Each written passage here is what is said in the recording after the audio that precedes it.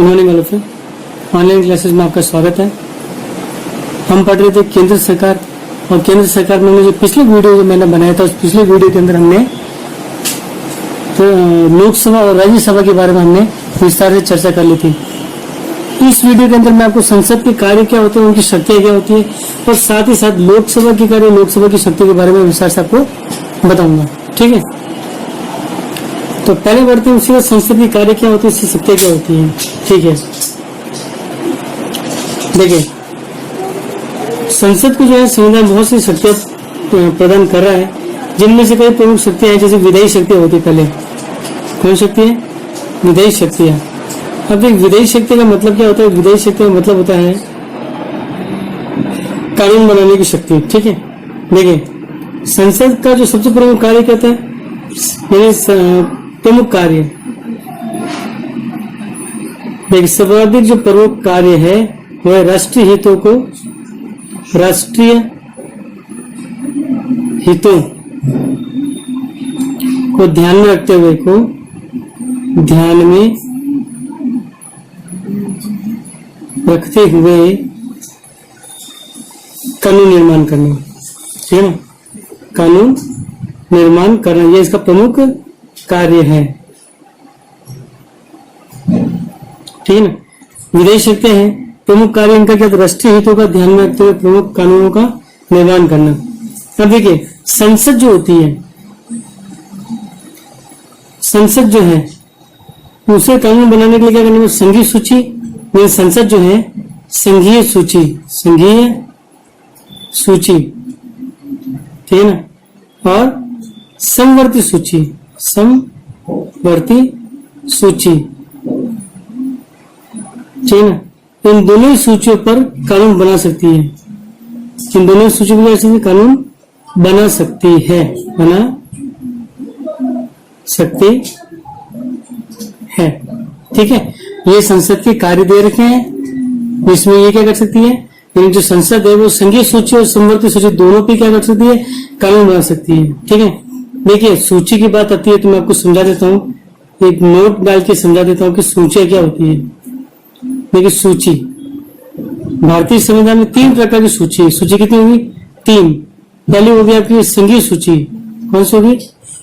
संघीय सूची। दूसरी हो जाएगी आपकी राज्य सूची। कौन सी हो जाएगी? राज्य सूची।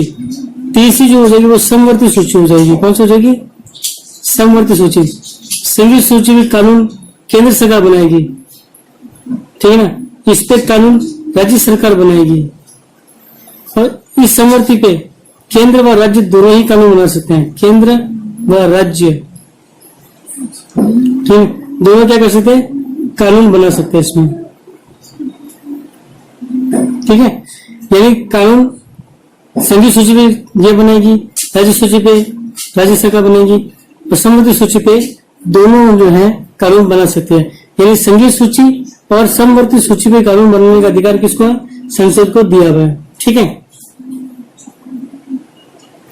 अब ये मैं बताता हूं आपको कि अगर ये और ये दोनों कानून बना रहे हैं, मान लीजिए कोई कानून ऐसा बना, ठीक है, जो समवर्ती सूची का विषय का कानून अगर संसद बनाती है, उसी सूची में से राज्य भी अगर सरकार कानून बना रही है, यानी शिक्षा नीति बनाती है, मान लीजिए शिक्षा नीति बनी, तो केंद्र सरकार ने अपनी शिक्षा नीति बनाएगी, घोषित करेगी, राज्य सरकार अपनी शिक्षा नीति घोषित करेगी। अगर परस्पर विवादित हो गए दोनों, तो उस कंडीशन में केंद्र सरकार का कानून माना जाएगा। ठीक है, ये चीज इसमें होता है। अगली जो शक्ति है, विधायी शक्ति, जो अगली शक्ति है, वो अगली जो शक्ति आती है इसके संसद की, वो संविधान में संशोधन की शक्ति। क्या है? संविधान संशोधन शक्ति। संविधान में संशोधन की शक्ति। देखिए संविधान में जो संशोधन है, ठीक है ना, संशोधन का मतलब होता है बदलाव करना। संशोधन का अर्थ होता है बदलाव। देखिए समय के अनुसार संविधान के भी कुछ जो कानून हो चुके हैं वो हो चुके पुराने, तो समय के अनुसार इनमें बदलाव होना बहुत ही जरूरी है। तो ऐसा कार्य कौन कर सकती है? केवल संसद कर सकती है। ठीक है, तो जो प्रस्ताव होगा, जो संविधान संशोधन का जो प्रस्ताव होगा, वो केवल संसद में लाया जा सकता है। सबसे इंपॉर्टेंट बात है, केवल संसद में ही संसद में लाया जा सकता है, लाया जा सकता है। ठीक है। अब ये जो, यानी मैं बोलूं केवल संसद में लाया जा सकता है, ये राज्य की जो विधानसभाएं होती है, विधानमंडल या विधान परिषद, उसमें ये नहीं लाया जा सकता है। ठीक है। इन राज्य जो है संविधान में बदलाव नहीं कर सकती है। ठीक है। संविधान में बदलाव का अधिकार दिया है तो केवल और केवल किसको दे रखे हैं? संसद को दे रखा है। ठीक है। अब देखिए कैसे करेगी, कैसे करेगी, कैसे? ठीक है ना। तो कैसे का जो इसका उत्तर है, या तो संसद जो है सामान्य, कैसे कैसे दो तरीके हैं, सामान्य बहुमत से, सामान्य बहुमत से। ठीक है। दूसरा जो तरीका हो जाएगा वो है विशिष्ट बहुमत से। कौन से? विशिष्ट बहुमत से। सामान्य बहुमत ज्यादातर जो बदलाव होंगे वो संसद तो केवल सामान्य बहुमत से कर लेगी, जिसमें 50% वोट की जरूरत पड़ती है। ठीक है। विशिष्ट में जो होती है, यानी इसमें जो होंगे, इसमें क्या होगा, 50% वोट की जरूरत पड़ेगी, मत तो होना चाहिए 50+1 का। ठीक है। इसमें 2/3 सदस्यों का बहुमत होना चाहिए, 2/3 सदस्यों का बहुमत होना चाहिए, सदस्यों का बहुमत होना चाहिए। ये विशिष्ट होता है। ये सामान्य बहुमत में तो अगर आधे सदस्य हाँ बोलते हैं तो मान लिया जाता है, आधे से एक अधिक।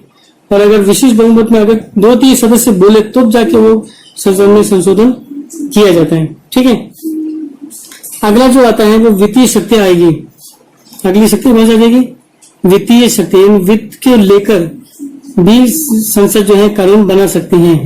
तो वित्तीय शक्तियां, वित्तीय शक्तियों की हम बात करते हैं। देखिए बजट जो होता है, यानी आय व्यय का लेखा जो होता है, जो बजट, ठीक है,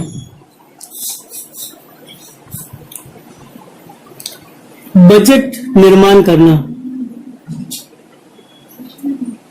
संसद का कार्य होता है। ठीक है ना।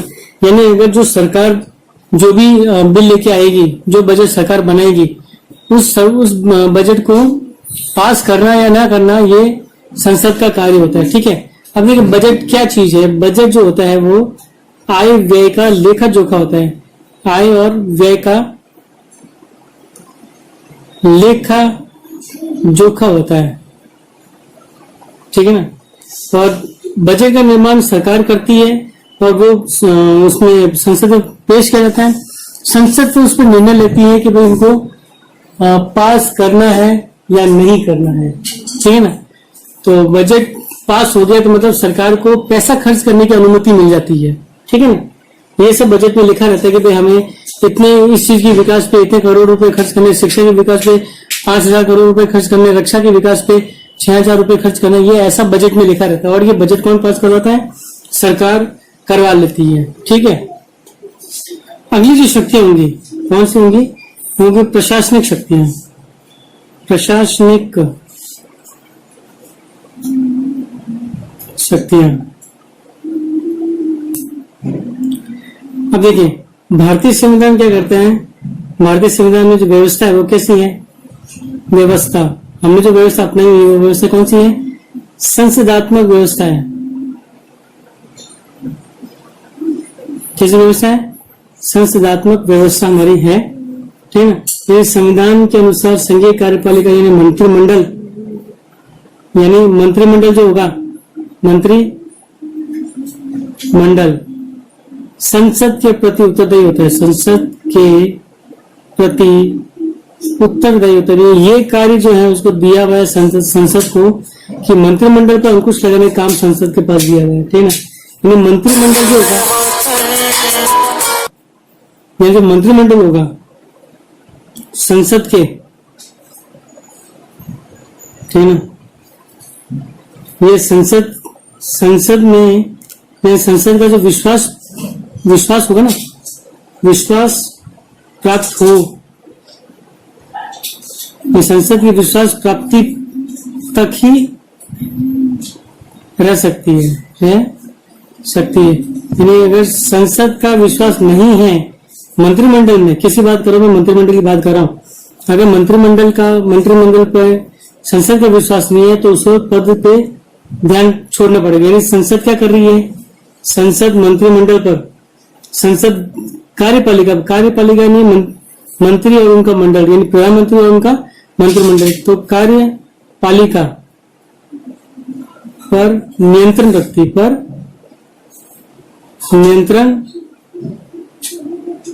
है।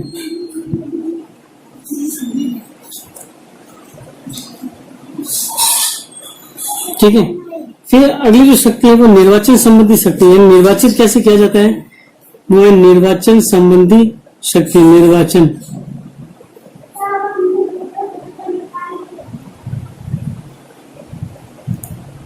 संबंधी शक्तियां, ठीक है। अब देखें निर्वाचन संबंधी शक्तियां जो होती हैं इनका वर्णन अनुच्छेद जो है 54 में किया गया, ठीक है। अनुच्छेद 54 में क्या किया गया, निर्वाचन संबंधी शक्तियों का उल्लेख किया गया है। इसमें बताया गया संसद के जो दोनों सदन होंगे उनके निर्वाचित सदन, यानी संसद के दोनों सदनों के निर्वाचित यानी जिनका चुनाव किया गया है, मनोनीत नहीं, निर्वाचित सदस्यों के द्वारा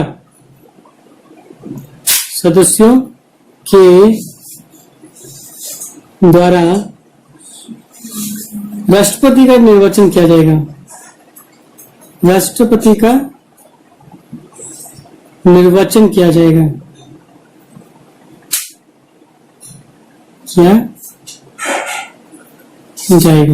ठीक है। ये निर्वाचन संबंधी जो इसकी शक्तियां हैं, किसकी, संसद की है। विविध शक्तियों की बात करते हैं तो इनके अलावा कुछ और शक्तियां इसको संसद को दे रखी है। एक तो ये है कि जो संसद जो है महाभियोग की प्रक्रिया ला सकता है। महाभियोग की प्रक्रिया, ठीक है ना। अब महाभियोग की प्रक्रिया जो राष्ट्रपति को हटाने के लिए इस्तेमाल की जाती है, राष्ट्रपति को हटाने के लिए तो राष्ट्रपति को हटाना है तो महाभियोग की प्रक्रिया लानी पड़ेगी। तो महाभियोग की प्रक्रिया के द्वारा जो है राष्ट्रपति को संसद हटा सकती है, ठीक है ना। इसी प्रकार राष्ट्रपति के अलावा इसी प्रकार जो है इसी प्रक्रिया के माध्यम से राष्ट्रपति को भी हटा सकती है और इसी प्रक्रिया के माध्यम से उच्च न्यायालय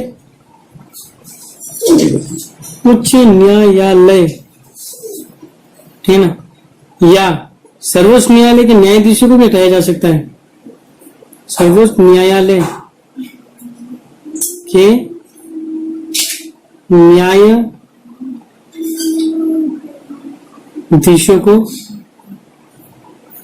हटाना, ठीक है, वो भी इसी प्रक्रिया से किया जाएगा, ठीक है। अब जब प्रस्ताव जो होगा इसके अंदर, प्रस्ताव जो होगा ना, प्रत्येक सदन में अगर ये प्रस्ताव लाया गया तो प्रत्येक सदन में 2/3 सदस्य से, कितने, 2/3 सदस्यों के बहुमत के द्वारा पारित होना चाहिए, द्वारा पारित होना चाहिए, ठीक है। चलिए अब अगर मान लीजिए उपराष्ट्रपति को हटाना है तो राज्यसभा द्वारा प्रस्ताव लोकसभा में अनुमोदित होना चाहिए। किसको, उपराष्ट्रपति को। उपराष्ट्रपति को भी संसद ही हटाती है। उपराष्ट्रपति को हटाना, कैसे हटाएंगे इनको, राज्यसभा के द्वारा, राज्यसभा के द्वारा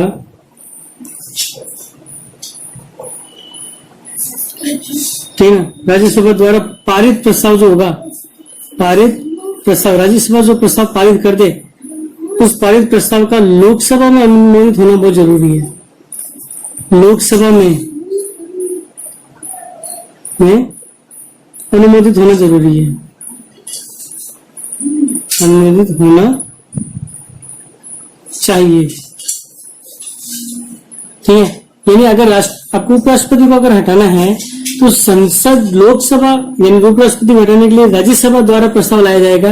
अगर राज्यसभा 2/3 बहुमत से पारित करती है तो वही प्रस्ताव लोकसभा में जाता है और लोकसभा भी अगर इसको अनुमोदित कर दे तो उपराष्ट्रपति को अपने पद से हटना पड़ता है।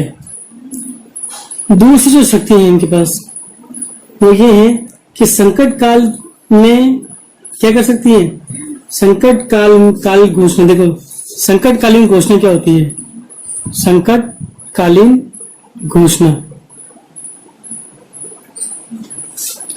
अब देखिए संकटकालीन घोषणा यानी राष्ट्रपति द्वारा कभी कोई संकटकालीन घोषणा की जाती है तो उस घोषणा के 1 महीने के अंदर संसद क्या करेगी, दोनों संसद के दोनों सदनों से ये पूछना जरूरी हो जाएगा। यानी राष्ट्रपति द्वारा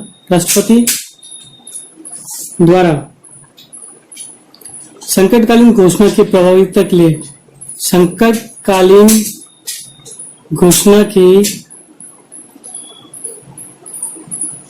प्रभाविता के लिए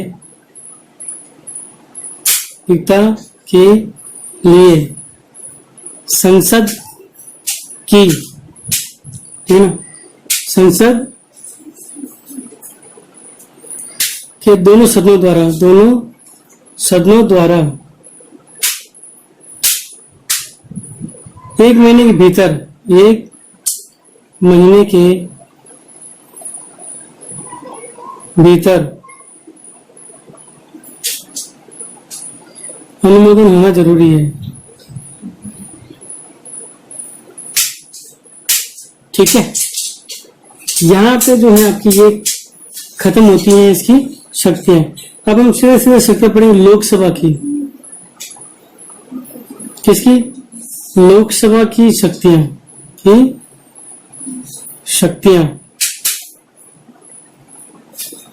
अथवा कार्य, अधिकार और कार्य हम पढ़ते हैं। ठीक है, अब देखिए इसमें भी जो लोकसभा की क्या क्या शक्तियां होगी हम देख लेते हैं। पहली शक्ति जो लोकसभा की वो होगी विधेयी शक्ति। कौन सी शक्ति हो जाएगी, विधेयी शक्ति। लोकसभा को भी क्या कौन शक्ति है, कानून निर्माण की शक्ति है, तो विधेयी शक्ति। देखें विधेयी शक्ति में देखें ये भी कानूनों का क्या करेंगे, निर्माण करेंगे, कानूनों का निर्माण। ठीक है, और ये भी कानून का यानी संसद है, संसद कानून का निर्माण कर सकती है संघीय सूची से, जो मैंने अभी थोड़ी देर पहले पढ़ाया था, और समवर्ती सूची से। इन दोनों सूची में जो विषय आएंगे उन विषयों पे ये कानून बनाना निर्माण कर सकते हैं, ऐसा इनको अधिकार दिया गया है। ठीक है, फिर संविधान संशोधन विधेयकों जो है, देखिए ठीक है, कोई भी विधेयक जो होते हैं, यानी एक होता है अवित्तीय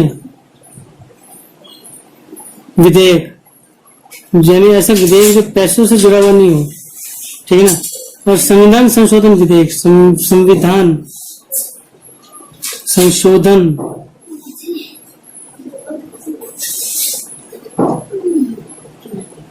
विधेयक, ये लोकसभा या राज्यसभा कहीं भी लाया जा सकता है।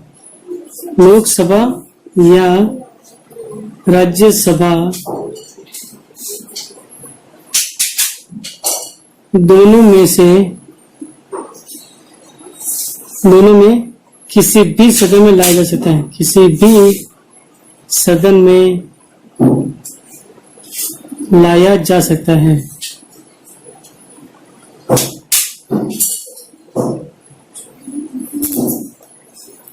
दोनों सदन में लाया जा सकता है, किसी भी सदन में लाया जा सकता है। राष्ट्रपति के हस्ताक्षर से कानून बनेंगे, ठीक है, राष्ट्रपति के हस्ताक्षर से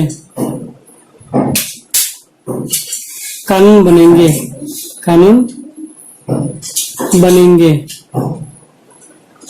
ठीक है। अगला जो है वो वित्तीय शक्तियां है। अगली जो शक्तियां आएगी इसकी कौन सी आ जाएगी, वित्तीय शक्ति आ जाएंगी, वित्तीय शक्तियां। देखिए वित्तीय शक्तियों में हम देखेंगे कि अनुच्छेद 109 के अनुसार, अनुच्छेद 109 के अनुसार धन विधेयक लोकसभा में प्रस्तावित किए जा सकते हैं। धन विधेयक लोकसभा में ही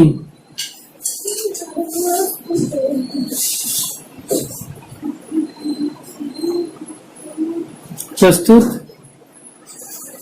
किए जा सकते हैं। ठीक है, ये मुझे इस में ऐसा लिखा होगा कि जो धन से रिलेटेड कोई भी विधेयक होगा वो लोकसभा में ही प्रस्तुत किए जाएंगे। ठीक है, राज्यसभा में नहीं आते हैं। इस स्थिति में राज्यसभा को अधिकार कम दे रखे हैं इसमें। ठीक है, अब विधेयक पारित होकर क्या होगा, विधेयक जो होगा लोकसभा से पारित होगा। लोकसभा क्या करेगी, उसको पारित करेगी। लोकसभा से पारित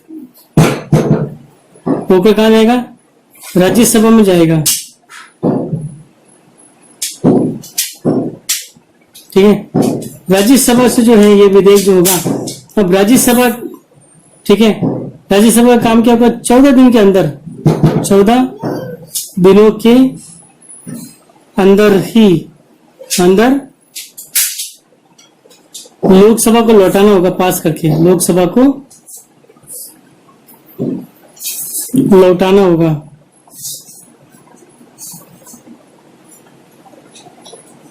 ठीक है, अब देखिए विधेयक कहां जाएगा, लोकसभा से पारित होगा, लोकसभा पारित राज्यसभा में जाएगा। राज्यसभा का कार्य क्या है कि 14 दिनों के अंदर उसको लोकसभा को पारित करके लौटाना है। अब अगर मान लीजिए कि लोकसभा वो नहीं लौटा रही है, ठीक है ना, तो वो पारित मान लिया जाएगा। ठीक है, अब देखिए अगला जो है, इसमें तीसरी जो शक्ति दे रखी है, ठीक है, जो तीसरी शक्ति दी हुई है, तीसरी शक्ति कौन सी शक्ति है, कार्यपालिका पर नियंत्रण। कार्यपालिका पर नियंत्रण,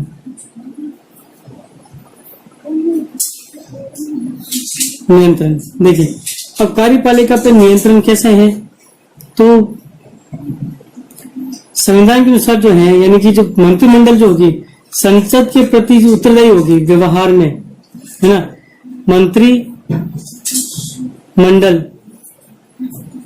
मंत्रिमंडल संसद के प्रति उत्तरदायी है, संसद के प्रति उत्तरदायी है, यानी अपने समस्त कार्यों के लिए ये संसद को जवाबदेही है। इसको संसद को जवाब देना पड़ेगा जो भी इसने कार्य किए हैं। ठीक है ना, चाहे वो सही कार्य हो चाहे सही कार्य ना हो। ठीक है ना, और वही बात आ गई कि जब तक विश्वास है, जब तक विश्वास है, विश्वास प्राप्त है, तब तक कार्यपालिका काम कर सकती, तब तक कार्यपालिका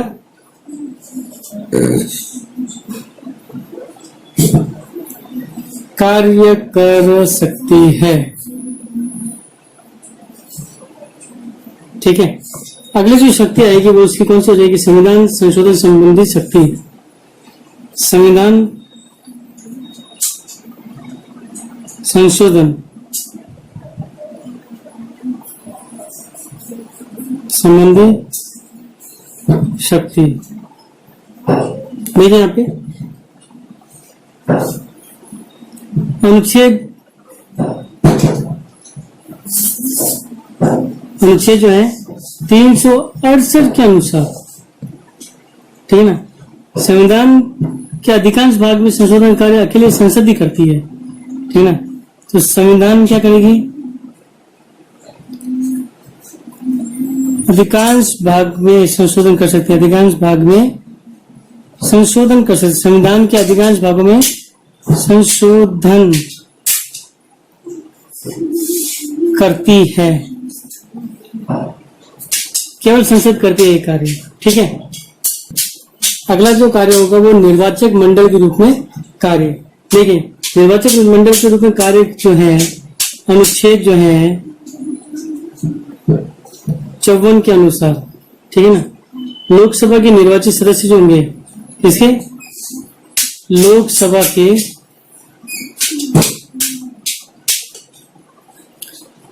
के निर्वाचित सदस्यों के द्वारा, निर्वाचित सदस्यों द्वारा, ठीक है, तथा विधानसभाओं के, विधानसभा जो राज्यों की जो विधानसभा होती है, सभाओं के द्वारा राष्ट्रपति का निर्वाचन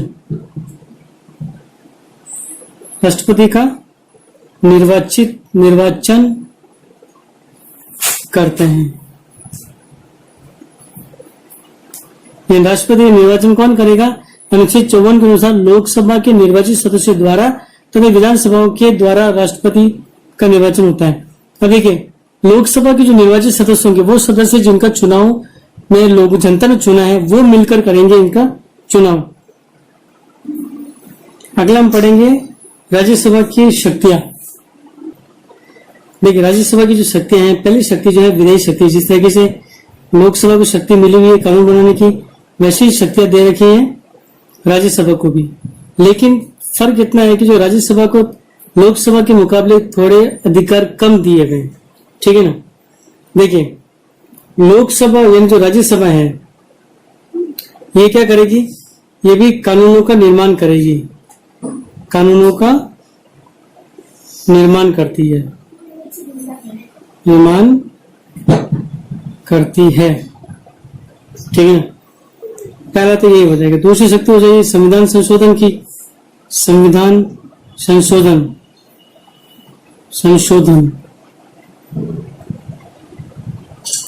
लोकसभा की तरह ही राज्यसभा को भी क्या है? संविधान संशोधन की शक्ति प्राप्त है। राज्यसभा को संविधान संशोधन की शक्तियां प्राप्त है, की शक्तियां प्राप्त है, ठीक है ना। अब देखिए, दोनों, अब देखिए, संशोधन प्रस्ताव पर सदन के, मान लीजिए संसद जो है उसमें संशोधन प्रस्ताव पर बहस चल रही है, और अगर बहस में दोनों सदन जो है असहमत होते हैं तो संविधान संशोधन प्रस्ताव गिर जाएगा, ठीक है ना। यानी असहमति होने पर,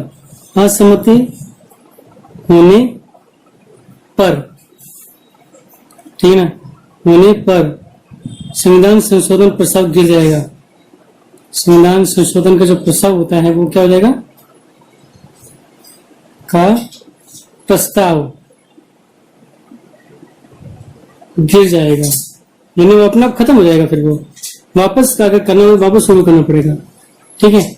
अगली जो शक्ति आएगी वो है वित्तीय शक्ति, ठीक है। वित्तीय शक्ति यानी धन से रिलेटेड कोई शक्ति अगर है, उस पर कोई कानून बनाना है, तो उस समय राज्यसभा की शक्ति क्या होगी वो देखेंगे। इस मामले में क्या है कि राज्यसभा को थोड़ी ही शक्ति प्राप्त है, थोड़ी शक्ति ही इसको ही प्राप्त है। कारण यह है कि लोकसभा के अंदर ही धन विधेयक लाया जा सकता है, राज्यसभा में लाया नहीं जा सकता। और लोकसभा अगर पारित कर दे तो राज्यसभा को 14 दिन के अंदर उसे पारित करना ही पड़ेगा, और अगर वो नहीं करेगी तो वो स्वतः ही पारित मान लिया जाएगा। इसलिए राज्यसभा की अनुमति है या ना है, ऐसा शक्ति उसको प्रदान नहीं की गई है, ठीक है ना। तो क्या कहा गया है कि जो धन विधेयक होता है, धन विधेयक केवल जो होगा लोकसभा में लाया जा सकेगा, केवल लोकसभा में लाया जा सकता है, लोकसभा में लाया जा सकता है, लाया जा सकता है। राज्यसभा को 14 दिनों के भीतर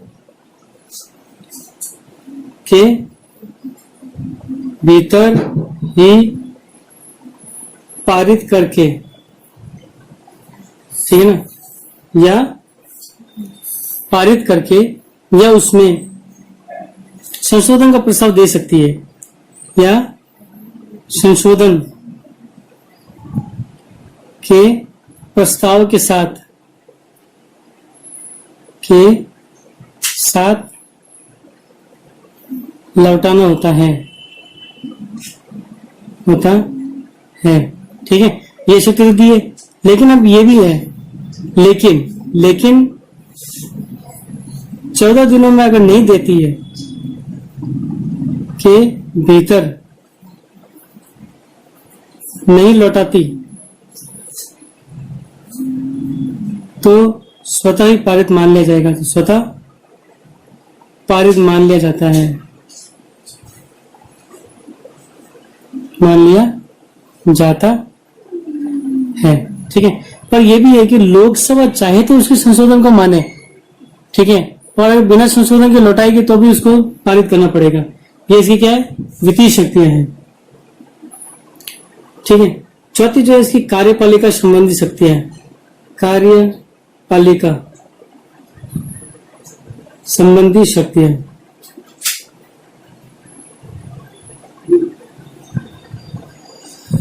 देखिए इसमें अब मैंने बताया था कि संस्थात्मक शासन प्रणाली है भारत के अंदर, तो संसद के प्रति जो होगी, ये जो मंत्री परिषद जो होगी, ठीक है ना, मंत्री जो परिषद है वो मंत्री परिषद जो होगी वो राज्यसभा के प्रति उत्तरदायी होती है। राज्यसभा के प्रति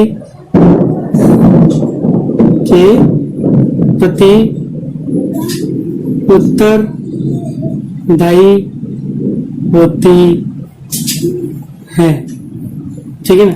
मंत्री परिषद राज्यसभा के प्रति क्या होती है, उत्तरदायी होती है, ठीक है। अब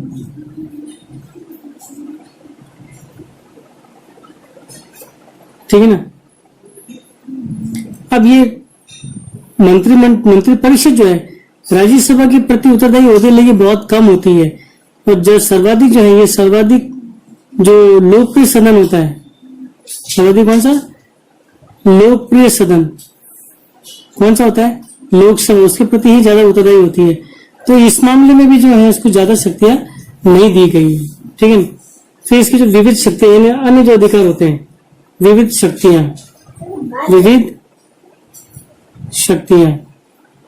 या अन्य क्या शक्तियां इसके पास है, राज्यसभा के पास। पहली शक्ति क्या है, ये निर्वाचित सदस्य भाग लेंगे इस राष्ट्रपति चुनाव में। तो निर्वाचित सदस्य राष्ट्रपति के चुनाव में, राष्ट्रपति के चुनाव में भाग लेते हैं।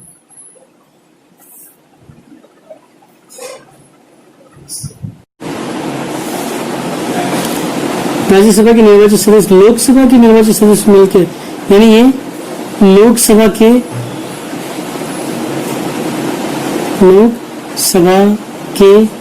निर्वाचित सदस्यों के साथ मिलकर, निर्वाचित सदस्यों के साथ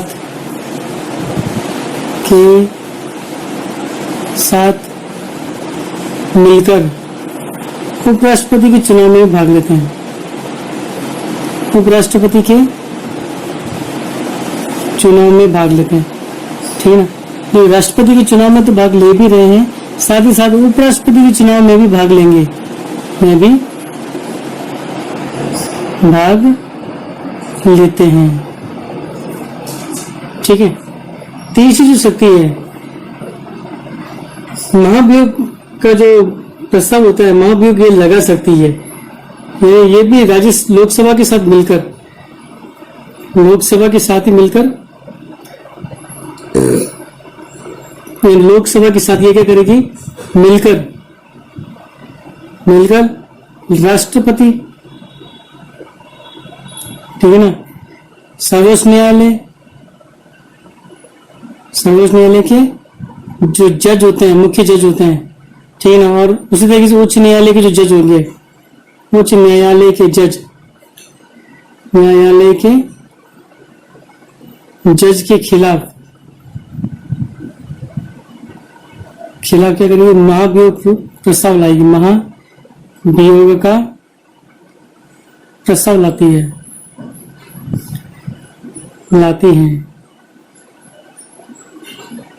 ठीक है। अब देखिए अगला जो इसका वो रहेगा,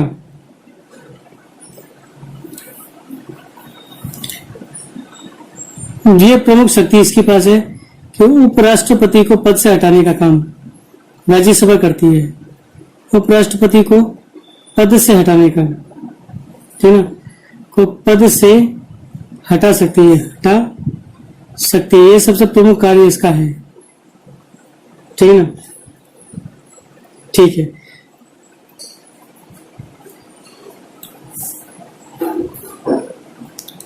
विशेष अधिकार देखिए इसका।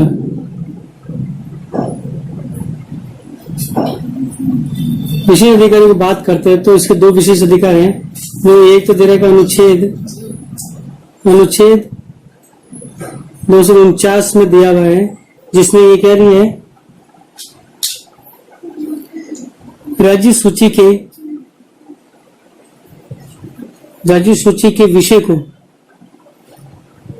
राज्य सूची के विषय को राष्ट्रीय महत्व का घोषित कर सकती है। राष्ट्रीय महत्व का विषय घोषित कर सकती है,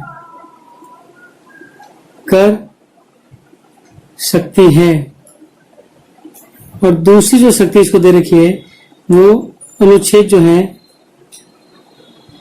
312 के अनुसार है, ठीक ना।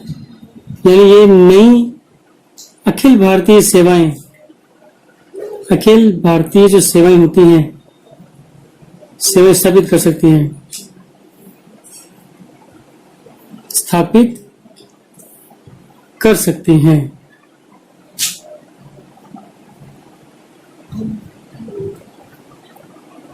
ये दो महत्वपूर्ण प्रश्न आपको करने हैं और इनका उत्तर जो पीडीएफ फॉर्मेट में मुझे आप भेजेंगे। Thank you.